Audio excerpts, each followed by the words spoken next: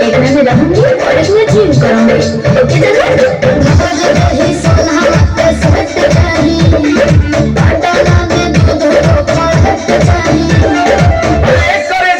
तू जितना खर्चा करेबू हम उतना खर्चा करब।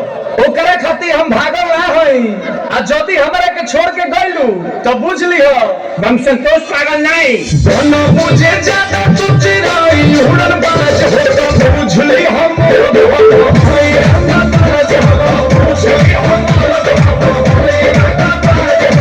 तू जाने तो कि हम ग्रेजुएट कर नहीं।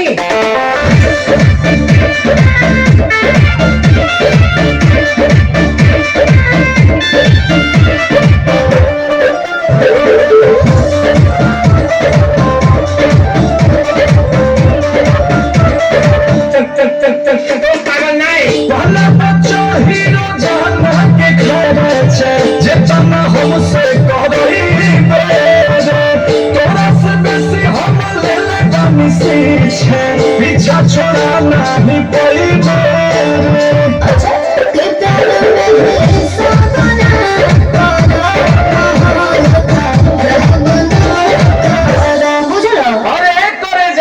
जितना तोहरा से रात में बात कोई बनी न उतना केहू औरी खाती ज्यादा ना है। लेकिन जदि तू हमार दिल तुरलू तो बुझ ली हो हम संतोष पागल नहीं। बना बुझे ज्यादा तू चिरोई उड़न बाज हो तो बुझ ली हम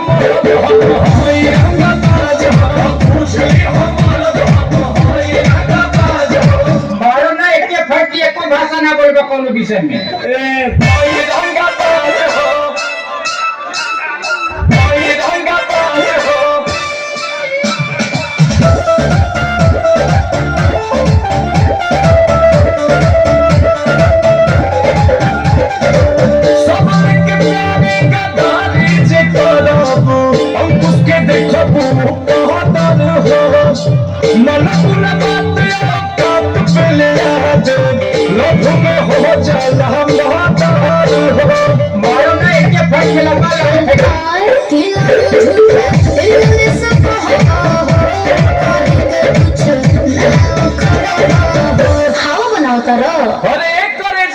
हम बरसी ना खाली गरजे वाला बादल ना होई।